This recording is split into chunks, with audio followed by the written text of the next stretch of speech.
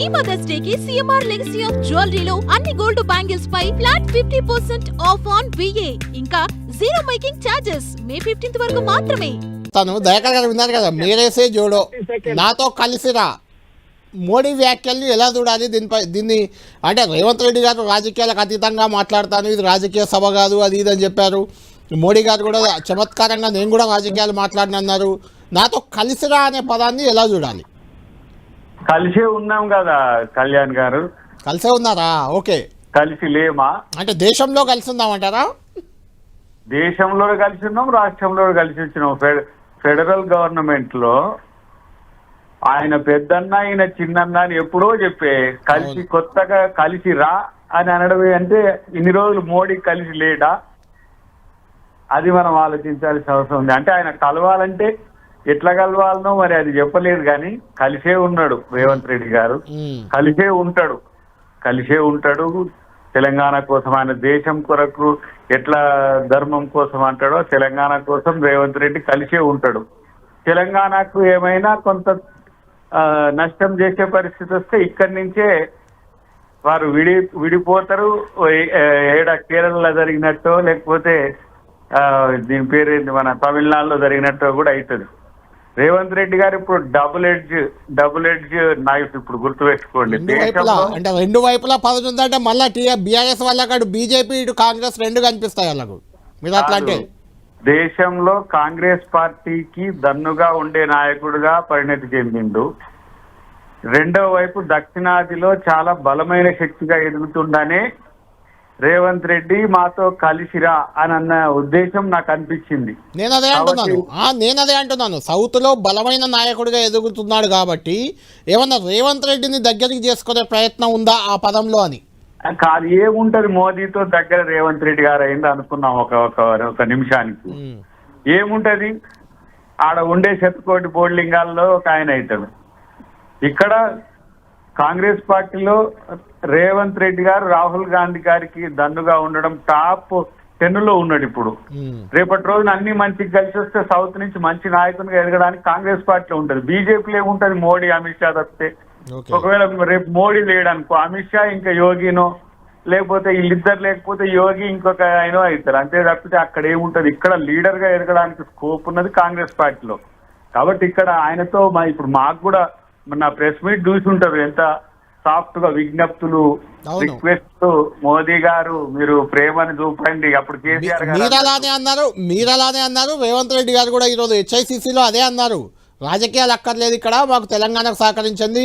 అయితే దాసోజు శ్రావణ్ గారు ఏం తప్పుపడుతున్నారంటే గుజరాత్ మోడల్ని పొగిడారు, అది కాంగ్రెస్ సిద్ధాంతానికి రాహుల్ గాంధీ ఆలోచనకు వ్యతిరేకం అనేది శ్రావణ్ గారి వాదన. ఇప్పుడు ఆయన ముఖ్యమంత్రిగా ఉన్నప్పుడు రాష్ట్రంలో మోదీ గారు ఉన్నారు, కేంద్రంలో యూపీఏ ప్రభుత్వం ఉన్నది. అయినప్పటికీ కూడా కేంద్రం నుంచి నిధులు రాబట్టుకోవడంలో మోదీ గారు అప్పుడు కొంత ఏమంటాం రాజనీతి ప్రదర్శించింది అనేది లెక్క. సరే ఏ విధంగానైతే ఆయన గుజరాత్ కొంత అసలు నేచురల్ గానే గుజరాత్ అక్కడ ఉన్న పెట్టుబడిదారులు అక్కడ ఉన్న ఇండస్ట్రియలిస్టులు చాలా ప్రపంచవ్యాప్తంగా ఉన్న జ్యూస్ తర్వాత గుజరాతీయన్సే కాబట్టి వాళ్ళు రాష్ట్రాన్ని డెవలప్ చేసుకోవడానికి వాళ్ళు సహకరించిండు. కేంద్ర ప్రభుత్వంగా ఉన్న యూపీఏ ప్రభుత్వం కూడా సహకరించింది. అట్లనే దాన్ని మోడల్ గా అన్నారు కాబట్టి తెలంగాణ మోడల్ మేము తేవాలనుకుంటున్నాం. తెలంగాణ మోడల్ డెవలప్మెంట్ అనేది మేము అనుకుంటున్నాం కాబట్టి మీరెట్లా స్పెసిఫికేషన్ ఉన్నారో మేము కూడా తెలంగాణ నెంబర్ 1 చేసుకోవడానికి మా స్పెసిఫికేషన్స్ ఉన్నాయని చెప్పడానికి ఆ ప్రయత్నం చేసిండు. కానీ రమారమి మోదీ జాతీయ స్థాయిలో రేవంత్ రెడ్డి గారి యొక్క ఏమంటాము ప్రాధాన్యతను పెంచినట్టే నా దృష్టిలో. అంటే ఒక ప్రధానమంత్రి కలిసిరా అని అనడం అంటే కలిసి ప్రజాస్వామ్యంలో ప్రతి పార్టీ కలిసే ఉంటది. కాకపోతే వాళ్ళు కొంత విద్వేషపూరితంగా ఉంటారు కాబట్టి ఇప్పుడు ప్రేమించడానికి ఒక అవకాశాన్ని పెంచుకొని ఉండొచ్చు. కానీ రేవంత్ రెడ్డి గారు కాంగ్రెస్ పార్టీకి ఒక బలమైన శక్తి. మీరు ఇప్పుడు కేరళం చూసింది కదా ఏ విధంగా మా పొత్తులో ఉన్న పార్టీని సైతం అంటే ఇండియా కూటమిలో ఉన్న పార్టీని సైతం మేము విమర్శించగలిగాం ఒక షూడ్గా రాజకీయాలే ప్రత్యర్థిగా. ఎట్ ద సేమ్ టైం మా ప్రత్యర్థిగా వచ్చినప్పటికి కూడా విజయ్కి సహకరించగలిగినాం. ఎందుకు అది బీజేపీని వ్యతిరేకించే శక్తిగా బలమైన శక్తిగా విజయ్ అవతరించడం అనేది. కాబట్టి అట్లా కాంగ్రెస్ పార్టీలో రేవంత్ రెడ్డి గారు కూడా మోదీ గారిని ప్రధానమంత్రిగా గౌరవించడం వారి ద్వారా రాష్ట్రానికి జరగాల్సిన మేళ్ల విషయంలో కొంత కేసీఆర్ మాదిరిగా జిడ్డు పట్టకుండా, లేకపోతే కేసీఆర్ మాదిరిగా బింకం లేకుండా, కేసీఆర్ మాదిరిగా కొంత ఏంది ఆయన చేస్తే ఏం చేయకపోతే నేను చేసుకుంటా అన్నట్టుగా రేవంత్ రెడ్డి గారు ఉండరు. ఎందుకంటే కేంద్రం పాత్ర కూడా రాష్ట్ర అభివృద్ధిలో ఉండాలని ఒక పాజిటివ్ నోడుతోనే ఆ ప్రయత్నం చేశారు. మీరు చెప్పాలి.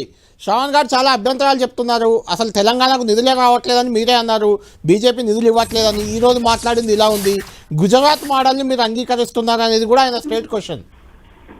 వారు కూడా ఇప్పుడు శ్రవణ్ గారు కూడా వెళ్ళిపోయినరా? చెప్పండి, మీరే ఫైనల్ గా కంక్లూడ్ చేద్దాం. శ్రవణ్ గారు ఉన్నారు. అయితే ఈ సందర్భం వచ్చింది కాబట్టి చెప్పాలి. మేము ముగ్గురము 2015 అనుకుంటా, 15-16 గతంలో కాంగ్రెస్ లో ఉన్న వాళ్ళే కాదు, రాహుల్ గాంధీ గారు పాదయాత్రను కోఆర్డినేట్ చేసినాం ఫస్ట్ లో ముగ్గురు. అయితే ఈ రోజు ఒకరు బీజేపీలో ఉన్నారు, వారు ఫ్లోర్ లీడర్ గా ఉన్నారు. ఒకరు ఇలా బీఆర్ఎస్ లో ముఖ్య నాయకులు. ముగ్గురు మంచి పొజిషన్లలో ఉన్నారు. అప్పుడు ముగ్గురు ప్రజాప్రతినిధులు కాదు, కానీ ముగ్గురం ఒకే విచారధార మీద పనిచేసిన వాళ్ళము.